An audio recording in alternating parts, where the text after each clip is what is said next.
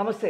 ఈరోజు మనం తెలంగాణ అమరవీరుల కోసం అహర్హం శ్రమించి వాళ్ళకి ఇప్పటివరకు ఎంతెంత లబ్ధి పొందారు, ఇప్పటివరకు లబ్ధి పొందని వాళ్ళు ఎంతమంది, ఈ 200 కోట్ల రూపాయల భారీ వ్యయంతో కట్టిన తెలంగాణ అమరవీరుల స్తూపం ఈరోజు ప్రారంభోత్సవం సందర్భంగా గాద ఇన్నయ్య గారు మనకు అందుబాటులో ఉన్నారు. ఆయన అడిగి అసలు అమరవీరులు ఇప్పటివరకు ఎంతమందికి ఎలాంటి ఫలాలు అందాయి, ఎలాంటి ఇప్పటివరకు ఏ ఫలం అందుకోకుండా, ఏ ప్రతిఫలం అందుకోకుండా ఎవరెవరు ఉన్నారు, ఇలాంటి వివరాలన్నీ మనం ఇన్నారెడ్డి గారిని అడిగి తెలుసుకుందాం. నమస్తే సార్. నమస్తే సార్, అసలు ఏంటి సార్, మీరు ఈరోజు ఒక స్టేట్మెంట్ కూడా ఇచ్చారు.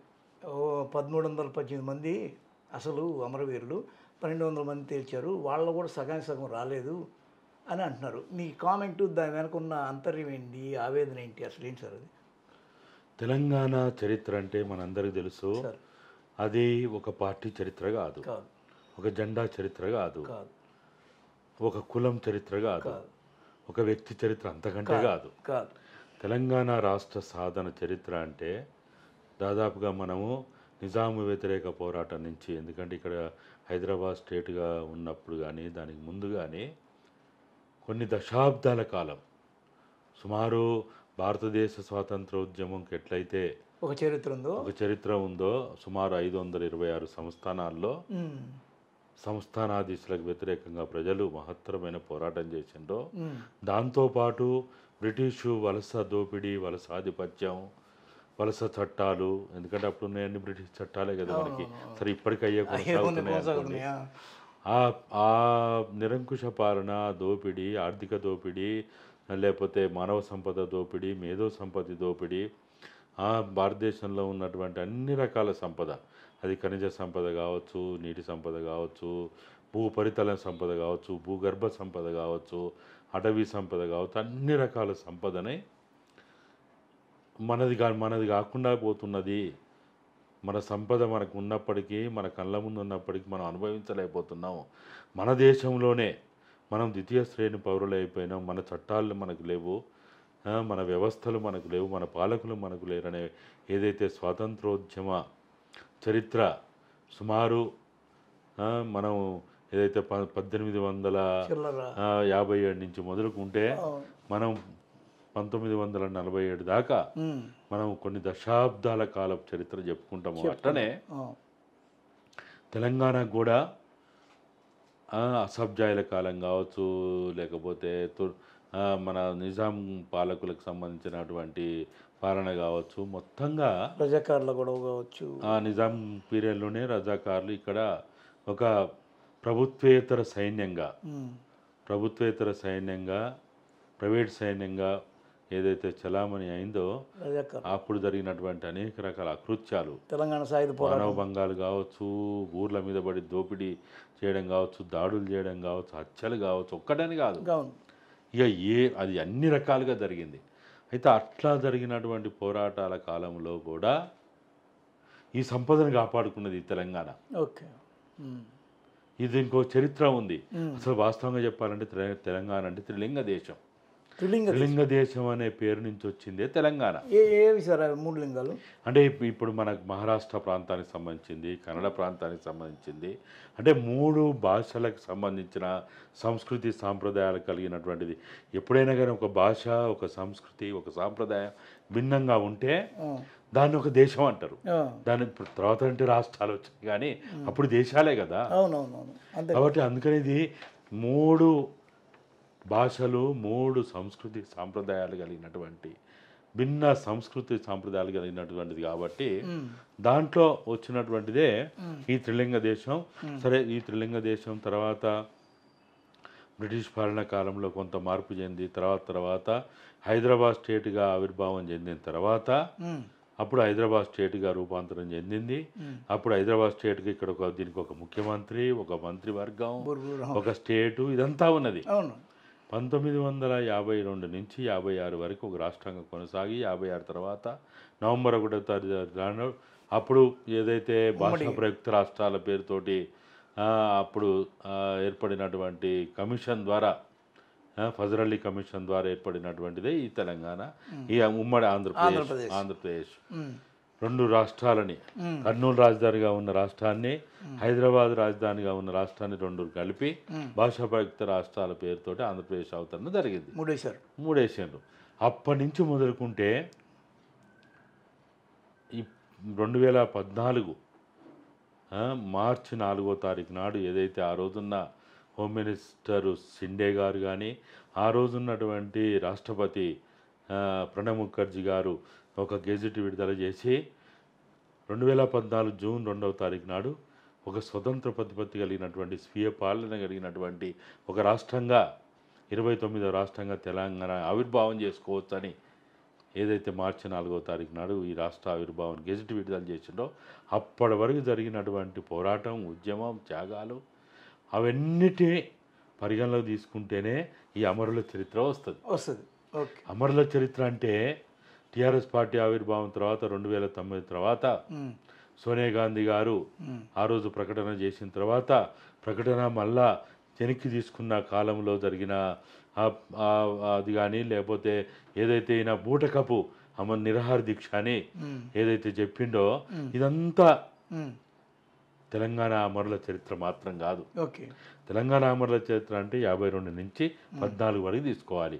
అట్లా తీసుకున్నప్పుడు మాకున్న సమాచారం, మాకున్న అవగాహన, మాకున్నటువంటి చారిత్రక ఆధారాల ప్రకారము సుమారు 2000 మంది ఈ తెలంగాణ కోసం తొలి మళ్ళీ ఉద్యమాలు అన్ని తొలి అంటావా, మళ్ళీ అంటావా, చివరి అంటావా, ఏదైనా అనండి, పేర్లు ఏదైనా పెట్టండి, అది ఏమైనా బోర్డింగే కదా, అది భాషా గందరగోళమే కానీ చారిత్రక ఆధారంతో కూడింది కాదు. అమరవీరుల యొక్క ఇది కాదు, త్యాగం కాదు, పేరుతో సరిపెట్టకూడదు.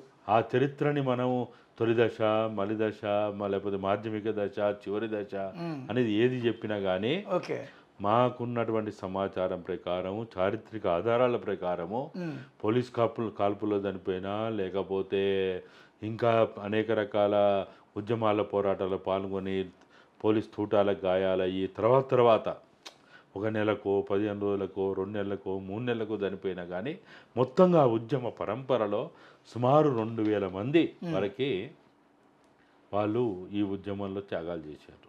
వాళ్ళందరిలో 800 మంది పోగా 12 మందిని తెలిచారు. అయితే వాళ్ళు చెప్పేది ఏంటంటే, వాళ్ళు చెప్తున్నది ఏంటంటే 2009 తర్వాత ఏదైతే ప్రకటన చేసిన తర్వాత బలిదానాలు చేసుకున్నారో అదే ప్రామాణికం, దాన్ని ప్రామాణికం చేశారు.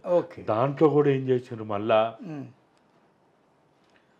ఎవరి అయితే పోస్ట్ మార్టం ఎప్పుడైతుంది, ఎఫ్ఐఆర్ అయితే పోస్ట్ మార్టం అవుతుంది. ఎఫ్ఐఆర్ అయ్యి పోస్ట్ మార్టం అయ్యి పోలీస్ రికార్డులలో ఉన్న వాళ్ళనే మేము అమరులుగా గుర్తిస్తామని ఒక లిటిగేషన్ పెట్టారు. అయిపోయింది. దాంతో ఇక ఫిల్టర్ చేయడం అంటే అదే కదా, అంతే కదా.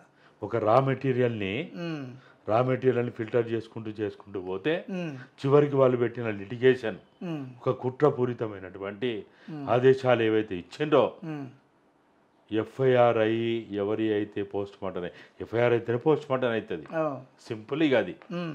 అట్లా అయినటువంటి వాళ్ళకి మాత్రమే అమరవీరులుగా మేము గుర్తిస్తామని ఏదైతే కలెక్టర్లకి ఆదేశాలు ఇచ్చిండో ఆ ప్రాణ త్యాగాలని ఇవన్నీ ఇక. అయితే మేము ఏదైతే చెప్తున్నామో బైసాబ్ అక్కడ బుక్ ఉంది చూడండి, ఇది చూడండి, ఇది మేము చేసింది కాదు, ఇది మేము ఎవ్వరు చేసింది కాదు. 2000 మొదటి నుంచి ఏదైతే తెలంగాణ రణరంగమైంది, మలుపు తిరిగిన ఉద్యమం అనేదైతే చేసిండో ఇట్లా పేపర్లలో ఏవైతే వచ్చినాయో రోజువారీ పేపర్లలో వచ్చినాయన్నీ మేము సేకరించి దీని ఆధారంగా మేము ఒక డేటా తయారు చేస్తాం. ఈ లిస్ట్ ఎంత? ఇది మొత్తం కలిపితే జిల్లాల వారీగా మనకు మొత్తం 1385 వచ్చింది. ఆదిలాబాదు 95, హైదరాబాదు 47, ఆ తర్వాత కరీంనగర్లో అత్యధికంగా 347 మంది బలిదానాలు, ఖమ్మంలో 7 మంది, మహబూబ్ నగర్లో 48 మంది, మెదక్లో 137, నల్గొండలో 130, నిజామాబాద్లో 73, రంగారెడ్డిలో 45, వరంగల్లో ఇంకా పెద్ద సంఖ్యలో 456 మంది మొత్తం 1385 మంది బలిదానాలు మీరు రిజిస్టర్ చేశారు దీని ద్వారా మేమేదో కల్పితం కాదు. అవునండి, దానికి తగిన సాక్ష్యాధారాలు ఇక్కడ ఉన్నాయి. ఇక్కడ మొత్తం ఈ పేపర్లలో వచ్చినాయి. ఇదేదో పేపర్లు మేము కాదు, దీంట్లో ఎక్కువ సంఖ్యలో మేము తీసుకున్నది నమస్తే తెలంగాణ నుంచే. అధికారిక పత్రిక నుంచి తీసుకున్నా కానీ దాన్ని వాళ్ళు కౌంట్ లో తీసుకోవాలి. ఆ రోజు అధికారిక పత్రిక కాకపోవచ్చు, ఉద్యమ పత్రిక, కానీ ఉద్యమ పత్రిక చెప్పినా ఈ రోజు అధికారిక పత్రిక కదా. అవును, దాంట్లో వచ్చే తీసుకున్నాం కదా. మరి మీరు చెప్పిన దాన్ని మీరెందుకు తీసేశారని అంటారు మీరు. అది ఇప్పుడు ఇక్కడ చూడండి, కొన్ని ఊరేగింపులు జరిగినాయి. దాంట్లో హరీష్ రావు ఉన్నాడు, కేటీఆర్ ఉన్నాడు, కవితమ్మ ఉంది, కోదండరామ్ గారు ఉన్నారు, ఎమ్మెల్యేలు ఉన్నారు, అందరు ఉన్నారు. ఇదొక డేటా. బైసాబా కింద ఫైల్స్ ఉన్నాయి చూడండి. చూడండి, ఇది profile of suicides admitted to the people's tribunal.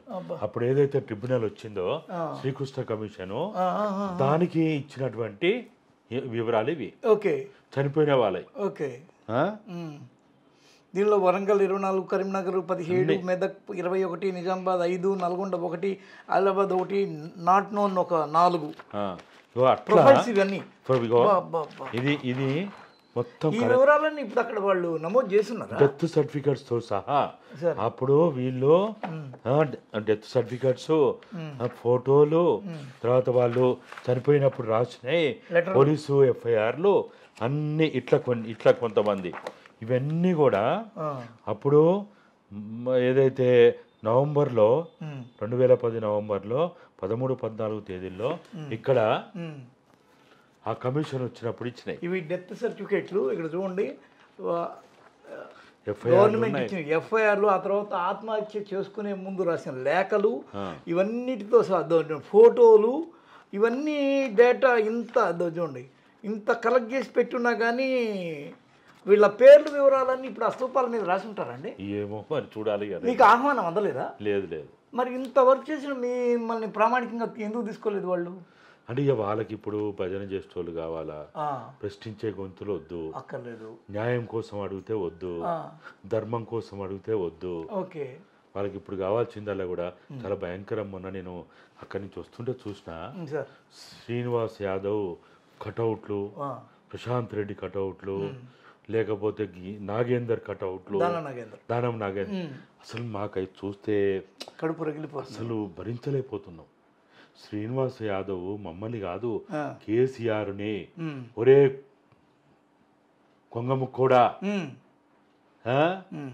నిండు హైదరాబాద్ వీధులలో నీ ముక్కు అరిగేదాకా ముక్కు నేలకేసి రాగించుకుంటూ పోతా అని ప్రకటనలు చేసి తెలంగాణ ఉద్యమకారులని అవమానపరచడం కాదు, రోడ్ల మీద ఉరుకుతుంటే ఆయనే లాఠీ తీసుకొని కొట్టి, ఆయన అనుచరులు కొట్టి, చివరికి పట్టుకొని పోలీసులకు అప్పగించి కేసులు పెట్టించినటువంటి దుర్మార్గులు, తెలంగాణ ద్రోహులు. ఇవాళ వాళ్ళు ద్రోహులే కావచ్చు, కానీ మా దృష్టిలో కేసీఆర్ కుటుంబం తెలంగాణకి నమ్మక ద్రోహులు.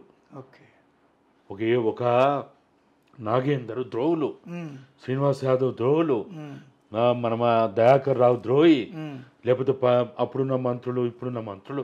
మల్లారెడ్డి ఎవరు అసలు? వీళ్ళంతా ద్రోహులైతే ద్రోహాన్ని అయినా భరించగలుగుతాం, కానీ నమ్మక ద్రోహాన్ని భరించలేం. ద్రోహాన్ని కూడా కొంతవరకు క్షమించవచ్చు, పోనీ రాజకీయ అవసరం, ఏదో ఒక అవసరం. నమ్మక ద్రోహం ఏంటిది? ఇచ్చేస్తాను చేయకపోవడం. ఇవాళ ద్రోహులైన వాళ్ళని నీ పక్కన చేర్చుకొని తెలంగాణ అమరులకి, తెలంగాణ ఉద్యమకారులకి ఇవాళ నమ్మక ద్రోహం చేసిండు కేసీఆర్. మేము అది భరించలేకపోతున్నాం. ఆయన పిలిచినా, ఆహ్వానం పలికినా ఏమనిపోతాం అక్కడికి? ఏమైనా జీవం ఉంది అక్కడ? అమరుల యొక్క వాళ్ళ యొక్క జీవితం ఏమన్నా అక్కడ ఉందా? దాని ప్రదర్శన ఏం లేదు, ఏముంది అక్కడ? ఏమన్నా ఉందా అక్కడ? కాబట్టి ఇవాళ ఆ 200 కోట్ల రూపాయలు వీళ్ళకి ఇచ్చింటే బాగుండనే మీ ఉద్దేశం? 200 కోట్లుగా సార్, 2014 జూన్ 2వ తారీఖు తర్వాత మొదటి అసెంబ్లీ సమావేశాల్లో చాలా పెద్ద గంభీరంగా మాట్లాడుతూ, ఎందుకంటే మాటలు గారడి కదా, అరచేతులు వైకుంఠం చూపెడతారు కదా, ఒడ్డు చేరేదాకా ఓడమల్లన్నా, ఒడ్డు చేరిన తర్వాత బోడమల్లన్నా అన్నట్టు అమరవీరుల కుటుంబాలకి నేను పుల్లల్లో పెట్టి సాకుతా, పాలరాతి మీద నేను వాళ్ళని కూర్చోబెట్టి సాకుతా, వాళ్ళకి చిన్న లోటు లేకుండా చేస్తా, వాళ్ళ కాలుకు ముళ్ళు ఇరిగితే నా పంటితోటి తీస్తా, ఇటువంటి వెదవ కూతలు కూర్చి టక్కు టమారా గోకన్న గజకన్న విద్యలు అన్నట్టు ఇటువంటి వెదవ మాటలు, బద్మాష్ మాటలు మాట్లాడి నువ్వు ఏం చేసినావు? ఇప్పుడు అమరవీరులకు ఏం చేసినావు సార్? ఇప్పుడు మీరు 1318 మందిలోకి 1200 మందిని వాళ్ళు సెలెక్ట్ చేశారని అన్నారు. వాళ్ళల్లో ఇప్పటికీ 500 చిల్లర మందికి ఇంకా ఇవ్వలేదు, ఏమి రాలేదు. అసలు ఇచ్చిన వాళ్ళకి ఎంతమందికి ఏమి ఇచ్చారు? మేము చెప్పేది కాదు. సరే, ఓకే. ప్రభుత్వం విడుదల చేసిన జీవోలు ఇప్పటి వరకు 24 జీవోలు విడుదల చేసిండ్రు దీని మీద. మొట్టమొదటి జీవో ఎంఎస్ నెంబర్ 36 27వ తారీఖు 10వ నెల 2014. ఓకే. ఆ జీవో ప్రకారం ఎంతమందికి ఇచ్చిండ్రు? 459 మంది అని దాంట్లో పేర్లు ఇచ్చారు. ఓకే. తర్వాత జీవో నెంబర్ 150, జీవో నెంబర్ 206 ఇట్లా ఇచ్చుకుంటూ 2014 నుంచి 2వ తారీఖు 12వ నెల 2020 వరకు చివరి జీవో అది. 2024లో ఇచ్చిన జీవోనే చివరి జీవో. ఆ జీవో ప్రకారం మొత్తం లెక్కేస్తే 594 మందికి ఇచ్చినట్టుగా దీంట్లో కనపడుతున్నది. పేర్లు ఇచ్చారు. అయితే చాలా ఎంత బాధాకరం అంటే, మొట్టమొదటి జీవో ఇచ్చింది ఇగో BR Meena, principal secretary to the government. ఇది ఎప్పుడు ఇచ్చిండు? 27వ తేదీ 10వ నెల 2014 ఇచ్చారు. దీంట్లో ఎంత బాధాకరం అంటే, ఎంత అవమానం అంటే అసలు మేము భరించలేకపోతున్నాం. ఎంత అహంకారం దీంట్లో. మీరు చూడండి, హైదరాబాద్ జిల్లా నుంచి కొంతమందికి మొత్తం 11 మందికి ఇచ్చారు. దీంట్లో ముగ్గురికి ఇది సీరియల్ నెంబర్, ఇది నేమ్, ఇది అడ్రస్ కాలం. దీంట్లో హైదరాబాద్ నుంచి ఇచ్చినటువంటి 11 మందిలో ముగ్గురు ఆ పేజీ నుంచి ఇద్దరున్నారు. ఈ ఎన్ఏ అంటే not available, address not available. నీకు అమరవీరుల అడ్రస్ దొరుకుతలేవా? మీ దగ్గర ఉన్నాయి. ఇప్పుడు ఇవి నా దగ్గర ఉన్నాయి. ఎంత అహంకారం! ఇంత డేటా సేకరించి పెట్టిన మిమ్మల్ని ఎందుకు అడగరు? చూడండి, ఎంత ఒక ప్రిన్సిపల్ సెక్రటరీ బిఆర్ మీనా పేరుతో విడుదల చేసినటువంటి జీవోలో అడ్రస్ నాట్ అవైలబుల్ అని అంటే తూతూ మంత్రంగా చేశారు. ఇగో ఇది మళ్ళీ అట్లనే వరంగల్ జిల్లాలో ఇట్లా అన్ని జిల్లాల వారీగా వాళ్ళు అప్పుడు ఆ జీవోలో ఇచ్చారు. మీరు చూడండి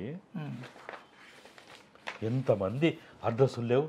address not available, address not available, address not available, address not available, address not available, address not available, address not available. ఇగో ఈ పేజీలో 1 2 3 4 5 6 7 8 వీళ్ళందరికీ ఏమి ఇంతవరకు దక్కలా. నీకు అడ్రస్ లేదంటే నువ్వు ఎవరికి ఇచ్చావు మరి? ఇప్పుడు సరే, ఇచ్చిన వాళ్ళకి అంత దక్కినట్టేనా? మేము ఏదైతే ఈ జీవుల ప్రకారం ఇచ్చిన తర్వాత మేము ఇదంతా చూసిన తర్వాత నమ్మక మేము సర్వే చేశారు. మేము ఈ ఒక యాత్ర పెట్టుకున్నాం. ఇగో ఈ యాత్ర తెలంగాణ అమరవీరుల కుటుంబాల ఆలింగన యాత్ర.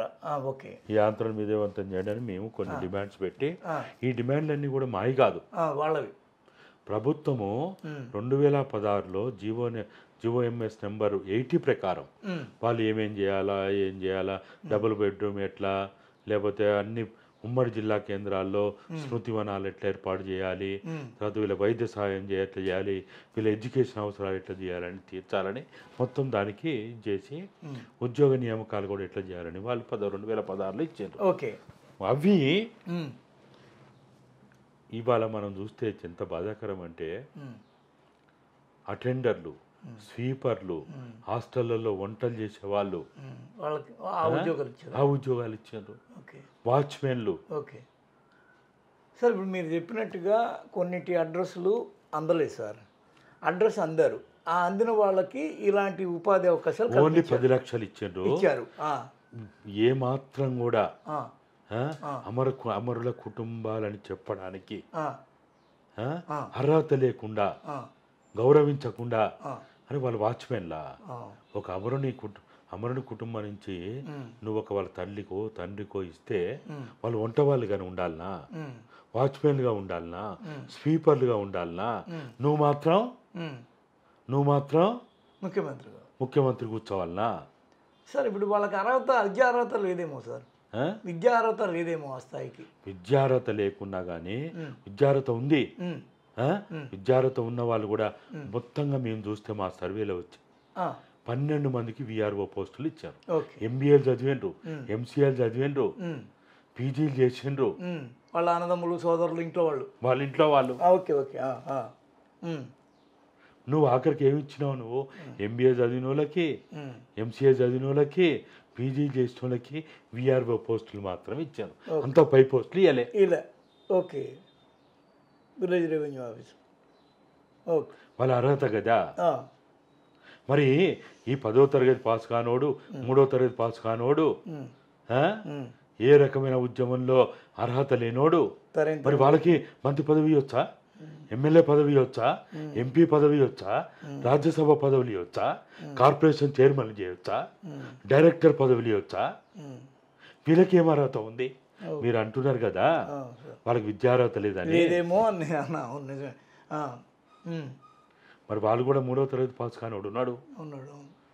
తర్వాత పట్టుకొని రేషన్ డీలర్గా పనిచేసిన వాళ్ళు ఉన్నారు. దుబాయ్ పోయి ఎక్కడ పోయి అక్రమాలు చేసి చెక్కులు ఫెయిల్ అయిన వాళ్ళు, దొంగలు, బెదవలు, పాస్పోర్ట్లు సీజ్ అయిన వాళ్ళు మాత్రం ఎమ్మెల్యేలు కావచ్చా? వాళ్ళకి అర్హత ఉందా? ఏ త్యాగం చేయని వాళ్ళు. మరి మొన్న ఎంపీ పదవి టికెట్ ఇస్తే ఓడిపోయిన వాళ్ళకి ఎంఎల్సీ పదవి ఇచ్చిందా? వాళ్ళకి అర్హతలు ఉన్నాయా? మరి ఇప్పుడు శంకరమ్మకి ఎమ్మెల్సీ పదవి ఇప్పుడు అనౌన్స్ చేస్తా అంటే ఈరోజు. మరి ఇన్ని రోజులు ఎక్కడ పోయినావు? 9 ఏళ్ళు. అంటే శంకరమ్మకి ఇస్తే అయిపోయిందా? నీ ఎన్నికలు వచ్చినాయని, నువ్వు నీ ప్రజల్లో పలచనైపోయినావని, ప్రజల వ్యతిరేకత వచ్చిందని, నువ్వు గెలిచే అవకాశాలు లేవని ప్రజలు ఊళ్ళలో పోతే చూస్తున్నాం కదా. ఆఖరికి దశాబ్ది ఉత్సవాల పేరుతోటి పోతే కూడా ఎమ్మెల్యేలని, మంత్రులని ఉరికిచ్చి కొడుతున్నారు, బంధిస్తున్నారు. నీ బతికేందో తెలుస్తలేదా?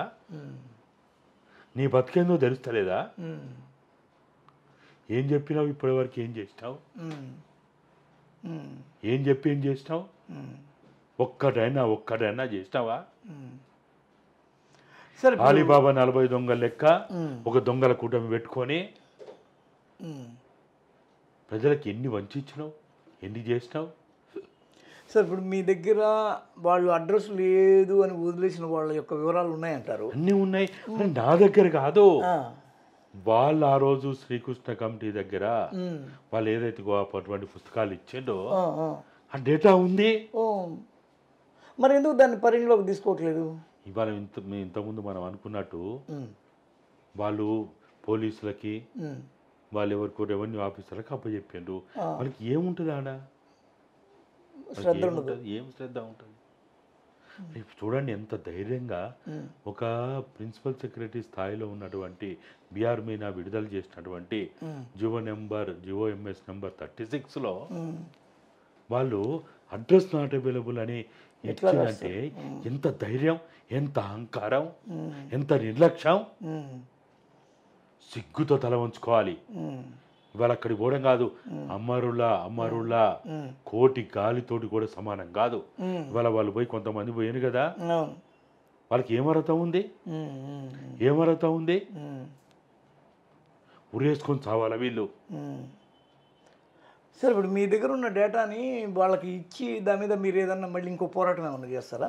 మేము ఇప్పటికి చాలా సార్లు మా దగ్గర డేటా ఉంది, మేము ఇస్తాము, మీరు ఒక కమిటీని ప్రకటించండి, అమరుల కుటుంబాలని ఏదైతే పోలీస్ ఎఫ్ఐఆర్ అయిందో దాని ప్రాతిపదిక తీసుకోవద్దు, పోస్ట్ మార్టం ప్రాతిపదిక తీసుకోవద్దు.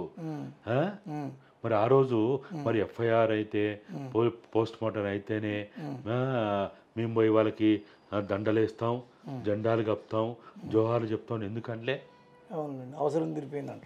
ఆ రోజు ఎందుకు చేయలే?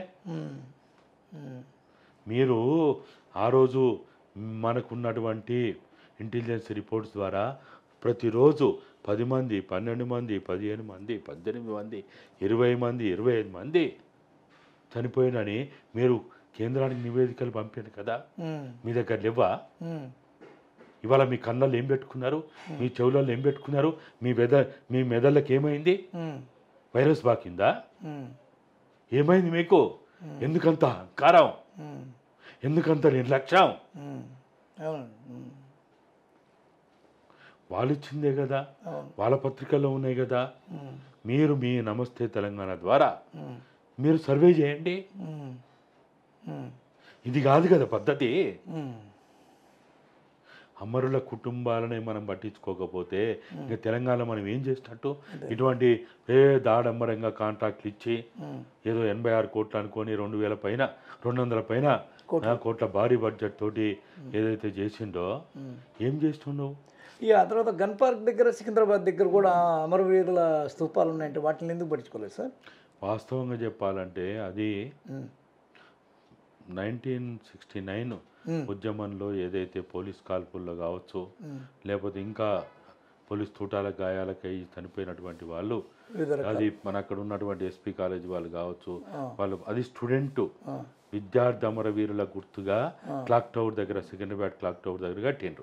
వాళ్ళ స్నేహితులు కట్టిండ్రు. దానికి ఎవ్వడు ప్రభుత్వం డబ్బులు ఇవ్వలే ఆ రోజుల్లో. ఇక్కడ కూడా ప్రభుత్వం డబ్బులు ఇచ్చింది కాదు ఇది. నీ దిక్కుమాలిన రక్తపు తోటి కాదు ఇలా అమరవీరుల స్తూపాలు నిర్మాణం చేయాల్సింది, స్మృతివనాలు నిర్మాణం చేసింది. ఇలా ఏంటి పరిస్థితి అసలు? ఇలా అమరవీరులకి 3 పూటలు తిండి లేక, ఉండడానికి ఇల్లు లేక, కనీస వసతులు లేక, అన్నమో రామచంద్ర అంటూ ఆకలి కేకల అస్తనాదాలతోటి, ఒంటి నిండా బట్టలు లేకుండా, నెత్తి నూనె లేకుండా, కాళ్ళ చెప్పులు లేకుండా, ఎంత దీనమైన స్థితిలో చివరికి మాకైతే నిజంగా మేము కూడా అవమానంతో వస్తున్నాం. అమరవీరుల ఎవరైతే ఉన్నారో వాళ్ళ తల్లిదండ్రులు బిచ్చమెత్తుకొని చౌరస్తాల్లో, నడి వీధుల్లో ఇవాళ వాళ్ళు బతుకుతున్నారంటే తెలంగాణ వచ్చింది, తెలంగాణ రాష్ట్ర ఆవిర్భావం జరిగిందని చెప్పుకోవడానికి మాకు ఎట్లా సిగ్గొస్తుంది? ఎంత భయంకరమైంది. ఆ రోజు గాంధీ మహాత్ముడు చెప్పిండు, ఈ దేశానికి స్వాతంత్రం వచ్చిందని చెప్పుకోవాలంటే అందమైన ఆడది, యవ్వనంలో ఉన్నటువంటి స్త్రీ, అర్ధరాత్రి వేళ, అమావాస్య అర్ధరాత్రి, మామూలు అర్ధరాత్రి కాదు, అమావాస్య అర్ధరాత్రి ధైర్యంగా తన ఇంటికి ఎప్పుడైతే చేరుకుంటుందో అప్పుడే దేశానికి స్వాతంత్రం వచ్చినట్లు అని చెప్పిండు. అట్లనే ఇవాళ ఈ రాష్ట్రానికి రాష్ట్ర సాధన అయింది, తెలంగాణ రాష్ట్రం స్వీయ పాలన జరుగుతుందని చెప్పుకోవాలంటే కనీసం అమరుల కుటుంబాలు బిచ్చమెత్తుకొని నడి వీధులలో, చౌరస్తాల్లో వాళ్ళు ఆ విధంగా బతుకుతున్నారంటే ఆ దుస్థితి పోయినప్పుడే నిజమైన తెలంగాణ. ఓ ముఖ్యమంత్రి గారు, నీకేమన్నా సిగ్గుందా? నీకేమన్నా శివునెత్తునుందా? ఇవాళ ఏ ధైర్యంతో, ఏ అర్హతతోటి దశాబ్ది ఉత్సవాలు చేసుకుంటున్నావు? కాబట్టి చాలా బాధాకరమైన పరిస్థితి ఈరోజు. ఆ రోజున మీరు దగాబడ్డ తెలంగాణ ఒకటి రాశారు, ఈరోజు రాయాల్సి వస్తే ఏం రాస్తారు? మేము అందుకనే చెప్పినాము, ఆ రోజు దగాబడ్డ తెలంగాణ అనేది ఏదైతే ఆంధ్ర పాలకుల దోపిడీదారుల, ఆంధ్ర వాళ్ళు కాదు, ఆంధ్ర పాలకులు. మేము ఎప్పుడు చెప్తాం, ఆంధ్ర ప్రాంతం నుంచి వచ్చి పొట్ట చేత పట్టుకొని బతుకుదేరు ఇక్కడికి వచ్చిన వాళ్ళు ఎవ్వరు తెలంగాణ ప్రజలకు వ్యతిరేకులు కాదు. వాళ్ళు వీళ్ళు కలిసిపోయిండ్రు. గొడవలు లేవు. ఆ రోజు ఆంధ్ర పాలకుల చేత దగాబడితే ఈరోజు తెలంగాణ పాలకుల చేత దగాబడ్డది. దగాబడ్డమే కాదు, నమ్మక ద్రోహానికి గురైంది. కాబట్టి ఇప్పటి చరిత్ర నమ్మక ద్రోహానికి గురైనటువంటి, అది దగాబడ్డ చరిత్ర అయితే ఇది నమ్మక ద్రోహ చరిత్ర. ఇటువంటి పరిస్థితి మేము చూసి బతకాల్సి వస్తుందని మేము ఎప్పుడు అనుకోలేదు. మాకు అప్పుడప్పుడు అనిపిస్తుంది, ఆ చనిపోయిన వాళ్ళే గొప్పోళ్ళేమో. ఇది చూస్తూ ఇంత ఘోరాలు, నేరాలు, అకృత్యాలు, అన్యాయాలు, ఇంత మోసాలు ఇన్ని నమ్మక ద్రోహాలు చూడాల్సి వస్తుందని మా కళ్ళ ముందు అమరుల కుటుంబాలు బిచ్చమెత్తుకొని చూసే పరిస్థితి వస్తుందని మేము ఎప్పుడూ అనుకోలేదు. మీరు సాగునీటి మీద కూడా ఏదో రాశారు కదా సార్, దాని మీద ఇప్పుడు మీ ఫలాలు లేకపోతే మీ కళలు ఇవన్నీ నెరవేరినట్టుగా మీరు అనుకుంటున్నారా? ఏం నెరవేరింది సార్? మేము ఆ రోజు తెలంగాణ కన్నీటి కాదని పుస్తకాన్ని రాసినాం. Okay okay. ఏది నెరవేరింది? కాళేశ్వరం పేరుతో జరిగిన అవినీతి ఇదా? ఏం సార్ కాళేశ్వరం వల్ల అంత నష్టమా? విద్యుత్ బిల్లులు కట్టినా కానీ దానివల్ల నష్టమే తప్ప లాభమేం లేదా? కొన్ని వేల కోట్లు అవినీతి. చివరికి ఏం మిగిలింది? చివరికి ఫ్లడ్స్ వచ్చి మొత్తం మునిగిపోయాయి. కాళేశ్వరం తోటి కనీసం మంత్రి వరకు నీళ్ళు వచ్చినాయా? మంత్రి తర్వాత హుజరాబాద్ వస్తుంది, మానకొండూరు వస్తుంది, తర్వాత సిద్దిపేట వస్తుంది, తర్వాత గజ్వేల్ వస్తుంది. ఎక్కడైనా 1 ఎకరం సాగునీరు వచ్చిందో చెప్పండి. మేము చెప్పడం కాదు, మీరు మనందరం కలిసిపోదాం చూపించమనండి. ఎక్కడ వచ్చినాయి? కానీ ఇదంతా చాలా మోసం, చాలా దగా, చాలా నమ్మక ద్రోహం. సరే సార్, ఇప్పుడు ఈ వర్షం తర్వాత దీని నుంచి బయటపడాలంటే ఏంది అసలు? దీనికి ప్రత్యామ్నాయం ఏంది? మార్గం ఏంటి? దీని తర్వాత ఏం చేస్తే ఈ తెలంగాణ కళ్ళగన్న తెలంగాణ వస్తుంది, బంగారు తెలంగాణ, నిజమైన బంగారు తెలంగాణ వస్తుంది మీ ఉద్దేశం? ఈరోజు నమ్మక ద్రోహి అయినటువంటి పాలనని అంతమొందించాలి అనేదే ప్రజలు భావిస్తూ ఉన్నారు. Okay okay. ఇంకా ప్రజల్లో వేరే ఆలోచన లేదు.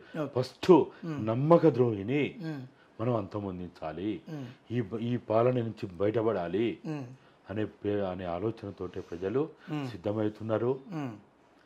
చూద్దాం, మనం రానున్న ఇప్పుడు డిసెంబర్లో ఎన్నికలు అంటున్నారు.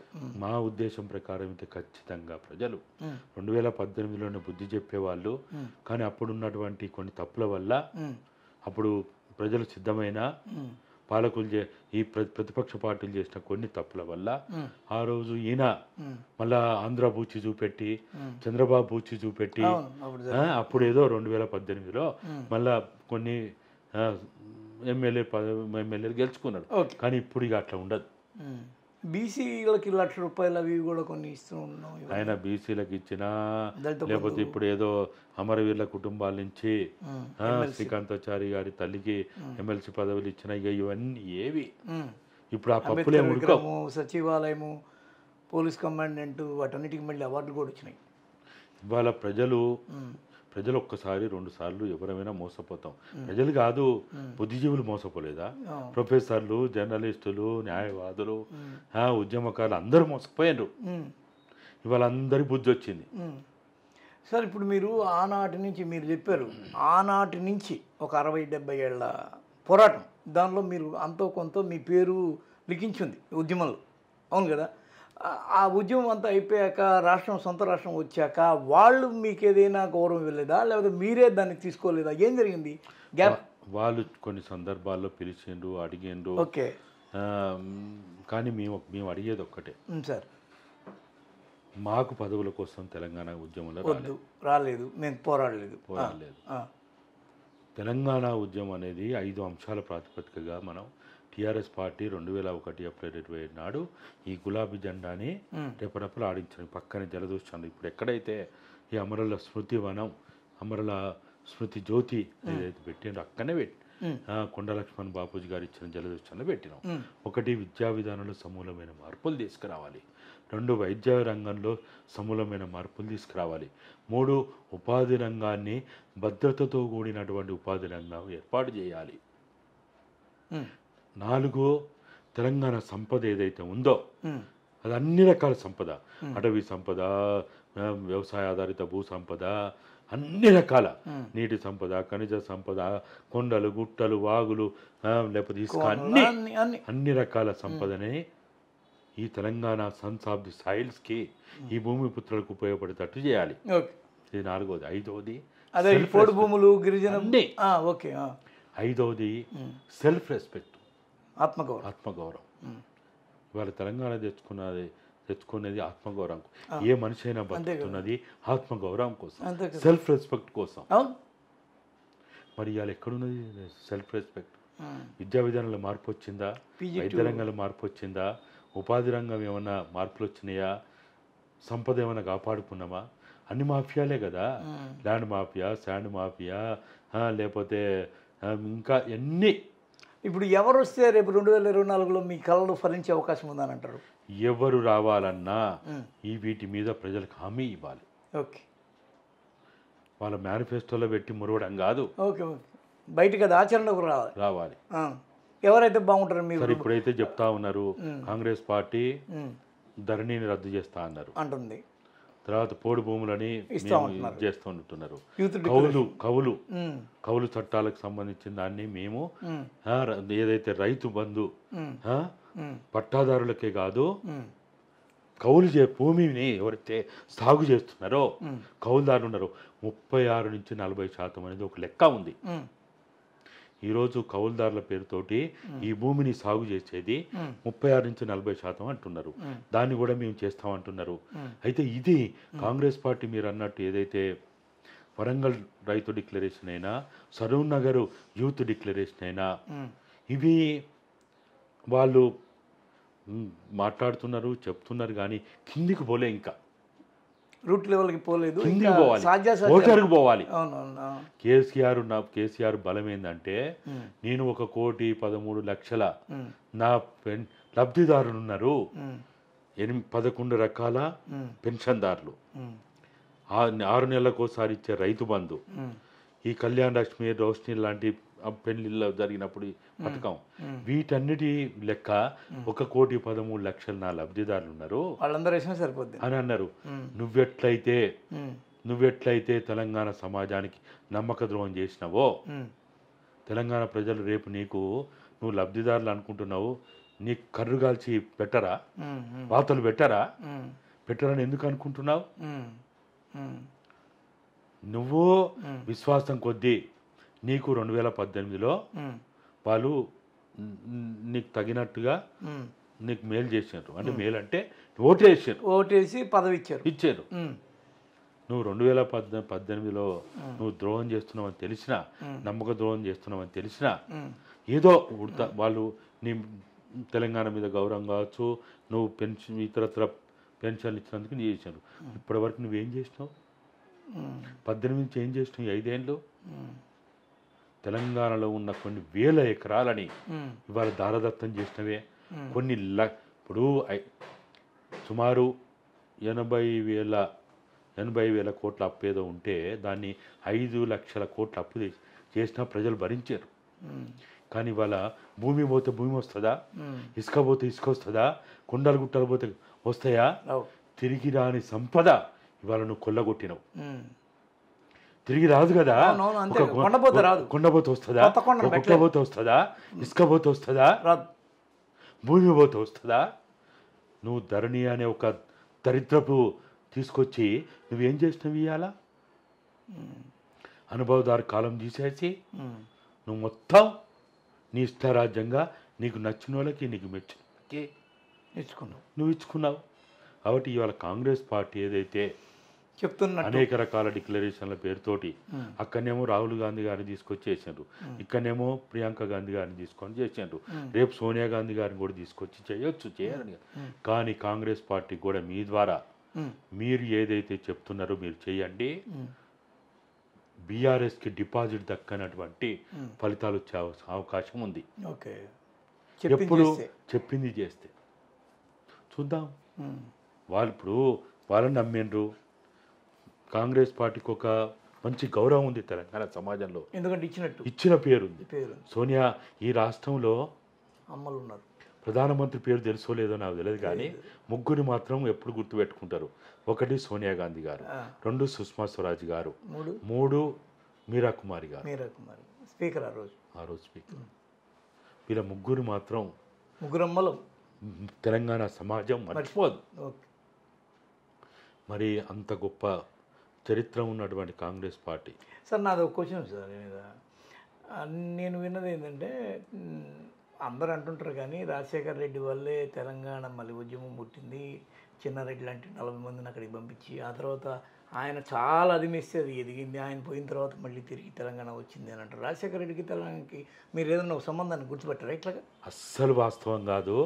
మీరు చెప్పిన 40 మంది ఏదైతే చెప్తున్నారో అది మొత్తం మేమే చేసింది. Okay okay. అప్పుడు 1999లో రెండవసారి చంద్రబాబు నాయుడు గారు ముఖ్యమంత్రి అయిన తర్వాత వీళ్ళు కరెంటు సమస్య మీద ఇక్కడ ఏది ఓల్డ్ ఎమ్మెల్యే కోటాస్ ఇప్పుడు అది న్యూ అయింది అనుకోండి, అక్కడ నిరాహార దీక్ష పూనుకున్నారు. అప్పుడు తెలంగాణ నుంచి 41 మంది ఎమ్మెల్యేలు ఉన్నారు. అయితే వీళ్ళు నిరాహార దీక్ష కూర్చున్న తర్వాత చంద్రబాబు నాయుడు పట్టించుకోలేదు. 8వ రోజు 7వ రోజు 8వ రోజు తర్వాత ఒక్కొక్కరు షుగర్లు బీపీలు నిజాం హాస్పిటల్లో అడ్మిట్ అవుతా పోతున్నారు. మేము ప్రతిరోజు అక్కడికి పోతున్నాం, కలుస్తున్నాం, అందరినీ తోటి మాట్లాడుతున్నాం. మేము 7వ రోజు 8వ రోజు తర్వాత రాజశేఖర రెడ్డి గారికి చెప్పినాం, అయ్యా నాయన మిమ్మల్ని ఇక పట్టించుకోడు, అయిపోయింది, మీ అంతా మీరు వెళ్ళిపోతే తప్ప మీకు మనుగడ లేదు, మీకున్న ఒకే ఒక అవకాశం తెలంగాణ అనే అంశాన్ని ఎత్తండి అని చెప్పి ఐడియా మీదే, మాది ఐడియానే కాదు, సంతకాలు పెట్టించింది ఎవరు? మేమే. ఆయన ఎవరు ఒక్క ఆయన లేడు, 40 మందితో సంతకాలు పెట్టించింది మేమే. ఎవరెవరు సార్ మీరు? నేను ఇంకా తెలంగాణ కోసం ఆ రోజు పనిచేస్తున్నాం, మేము పెట్టించినాం. Okay okay okay. కాకపోతే ఆయన కనసాయిగా చేసింది మాత్రం వాస్తవం. ఆయన యొక్క ఇది ఉంది, దానికి ఆమోదం, కనసాయిగా చేసిండు అంతే. పోండి మీరు పోండి చూసుకుందాం అన్నాడు. ఇప్పుడు వీళ్ళు వచ్చి మళ్ళీ వీళ్ళు అడుగుతున్నారంటే సరే కానీ అన్నట్టు అన్నాడు, కానీ వదిలేశాడు గేట్లు అంతే. అంత ఎందుకు? ఆయన ప్రత్యర్థిని కొట్టడానికి. ఓకే. ఈ 40 మంది చరిత్ర, చిన్నారెడ్డి గారి చరిత్ర, ఈ సంతకాల చరిత్ర, ఢిల్లీ పంపించిన చరిత్ర అంతా వేరు. మీరున్నారు దాని వెనకాల, మేమే పెట్టించాం, కాదని చెప్పమని. సరే చనిపోయిన ఆయన అంటే లేరు, చిన్నారెడ్డి చెప్తారు కదా, చిన్నారెడ్డి ఉన్నారు కదా, అలా సంతకాలు పెట్టిన వాళ్ళు ఉన్నారు కదా, కొంతమంది అయితే ఉన్నారు కదా, ఉన్నారు. మరి నిన్న మొన్న కూడా కనిపించాడు కదా పేపర్లో. మరి అది అసలు వాస్తవ చరిత్ర. నేను అది పెట్టిన తర్వాత మేము ఢిల్లీకి పోయిన వాళ్ళం, జయశంకర్ గారు, జనార్దన్ రావు గారు, మన ట్రేడ్ యూనియన్ నాయకుడు ఎల్ఐ గారు, నేను మొట్టమొదటిసారి ఏఐసిసి ఆఫీస్లో అడుగుపెట్టింది తెలంగాణ కోసం, విదర్భ కోసం. వాళ్ళు ఒక కమిటీ వేశారు, ఓరా కమిటీ అని ఒక కమిటీ వేశారు. ఆ కమిటీ ముందు మమ్మల్ని వాళ్ళే ఖర్చులు పెట్టి ఫ్లైట్లు తీసుకుపోయారు. అంత ఉద్యమం చేసి మీరు ఇంత ప్యారలల్ లైఫ్ అనుభవిస్తూ ఏ ఫలాన్ని పొందినట్టు కనిపించలేదు, ఎందుకు? కారణం ఏంటంటారు? మేము పేదోళ్ళమా ధనవంతులమా? దేంట్లో పేదోళ్ళం? అది వేరు కాదు సార్. ఎమ్మెల్యేలు అయితే ఒక రాజశేఖర్ కాదు ఇప్పుడు ఒక రాజ్యాంగబద్ధ పదవు, మీరు అన్నట్టుగా చాలా పదవులు, చాలామంది 3వ తరగతి చదివినోళ్ళు, తరిం కొట్టినోళ్ళు, తెలంగాణ ఉద్యమకారులని మీరు ఇంత చేసినందుకు మీరు ఎలాంటి పదవిని కానీ గౌరవాన్ని కానీ, ఎందుకు పేదరికం అనే దాని గురించి నేను మాట్లాడాను. సారీ, మీరు దాని గురించి బాధపడుంటే ఎందుకు మీరు ఒక అత్యున్నతమైన స్థానంలో లేరు? మీరు రిజెక్ట్ చేశారా, వాళ్ళు ఇవ్వలేదా, ఏంది అనేది దాని జరిగిన రహస్యం ఏంటి? మేము కోరుకునేది ఒక్కటే, మనం ఏవైతే చెప్పినామో దాన్ని ఆచరణలో పెట్టడానికి మేము ఇప్పుడైనా మేము ఇంత పోరాటం చేసిన దానికి మీకు దక్కాల్సింది ఏందో చెప్పండి ఒక ముక్కలో. మాకు దక్కాల్సింది ఒక్కటే, మాకు వ్యక్తిగా కాదు, 4 కోట్ల తెలంగాణ ప్రజలకి, లక్షలాది మంది ఎవరైతే జైళ్ళ పాలైండో, లాఠీల దెబ్బలు తిన్నారో, తుటాల గాయాలయ్యో, సుమారు 2000 మంది దాకా ఈ తెలంగాణ కోసం రక్తతర్పణ చేసిండో, బలిదానాలు చేసిండో. అసలు నిజంగా మేము ఊహించుకుంటే బగబగమండే మంటల్లో ఆగుతాయను. అమ్మా అనే పిలుపుని కూడా వాళ్ళు పిలవలే, జై తెలంగాణ అన్నారు. చివరి ప్రాణం పోతుంటే కూడా జై తెలంగాణ. చివరి ప్రాణం అందరూ లాస్ట్ లో చనిపోయింది ఎవరు? శ్రీకాంత్ చారేనా? లేదు, 2009 2013 దాకా చనిపోయిన వాళ్ళు ఎవరైతే ఉన్నారో వాళ్ళు సుమారు 125 కిలోమీటర్ల వేగంలో వస్తున్న రైళ్ల ముందుకు చనిపోయారు కదా, 10 అంతస్తుల బిల్డింగ్ల మించి దూకిపోయాను కదా.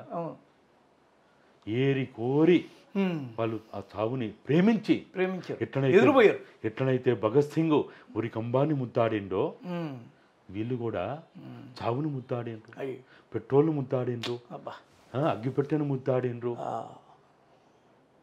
నిప్పుని కౌగిలించుకున్నారు. కౌలించుకున్నారు కదా.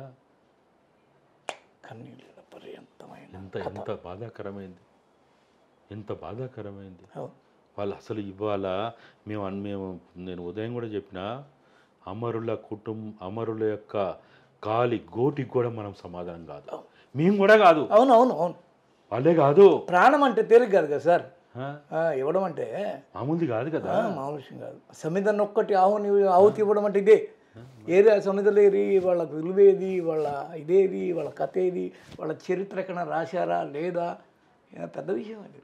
ఇవాళ బయట అక్కడ పెట్టాల్సింది శ్రీనివాస యాదవ్ ఫ్లెక్సీలో, నాగేందర్ ఫ్లెక్సీలో, కేటీఆర్ కవితమ్మ ఫ్లెక్సీలో ఇటువంటి భేదవాళ్ళు, దరిద్రులు, మూర్ఖులు, దుష్టులు వీళ్ళు ఫోటోలు కాదు పెట్టాల్సింది, బయట పెట్టాల్సింది. మొత్తం సెక్రటరియట్ ముందైనా మొత్తం ఆ రోడ్లని పెట్టాల్సింది ఎవరి అమరవీరుల ఫోటోలు పెట్టాలి, వాళ్ళ కుటుంబాలకు సంబంధించిన చరిత్ర ఫోటోలు పెట్టాలి. ఏంది, ఎంత బాధాకరమైంది. ఇందుకోసమేనా తెలంగాణ తెచ్చుకున్నది? అయినా మాకు ఒక విశ్వాసం ఉంది, నమ్మకం ఉంది, ఇటువంటి పాలకులు కొంతకాలమే ఉంటారు, ఎల్లకాలం ఉండరు. వీళ్ళు ఒక 5 ఏళ్ళు 10 ఏళ్ళు ఉంటారు, ఒక 1 లక్ష కోట్లు 2 లక్షల కోట్లు వేసుకొని పోతావు కావచ్చు, కానీ తెలంగాణ స్వాస్థ్యం కదా. అంతే కదా. చరిత్ర బ్రిటిషోడు 200 ఏళ్ళు 300 ఏళ్ళు ఉన్నా ఎప్పటికైతే ఉండలే కదా, లేదు వెళ్ళిపోయాడు. నిజాము ఒక 100 ఏళ్ళు 200 ఏళ్ళు ఉన్నా ఎప్పటికి లేడు కదా. కేసీఆర్ కుటుంబం కల్వకుంట కుటుంబ చరిత్ర కూడా అంతే. రేపు రానున్న చరిత్ర ప్రజల చరిత్ర కావాలనేదే మా కోరిక, అంతకంటే ఎక్కువ కోరిక లేదు. ఓకే సార్, మీ యొక్క ఆలోచనలు, అభిప్రాయాలు, ఆశయాలు నెరవేరాలని నిజంగానే మీ దగ్గర ఉన్న డేటా అమరవీరులు, ఇంకా మిగిలిపోయిన అమరవీరులు 538 మంది ఆ డేటా ద్వారా అయినా తిరిగి వాళ్ళ కుటుంబాలకు లబ్ధి చేకూరాలని, ఇప్పటికే మీరు చాలా విలువైన అభిప్రాయాలని, అమూల్యమైన సమాచారాన్ని ఇచ్చారు. ఈ డేటా మొత్తం ప్రభుత్వ అధికారులు కావచ్చు, ప్రభుత్వం కావచ్చు సేకరించి సార్ను అడిగి తీసుకొని వాళ్ళకి తిరిగి న్యాయం చేయడమే నిజమైన స్థాపన, ఆత్మ బలిదానం తగిన గౌరవం, నివాళి కూడా అని ఇన్నారెడ్డి గారి ద్వారా అందరికీ తెలియజేస్తూ ధన్యవాదాలు. Thank you sir.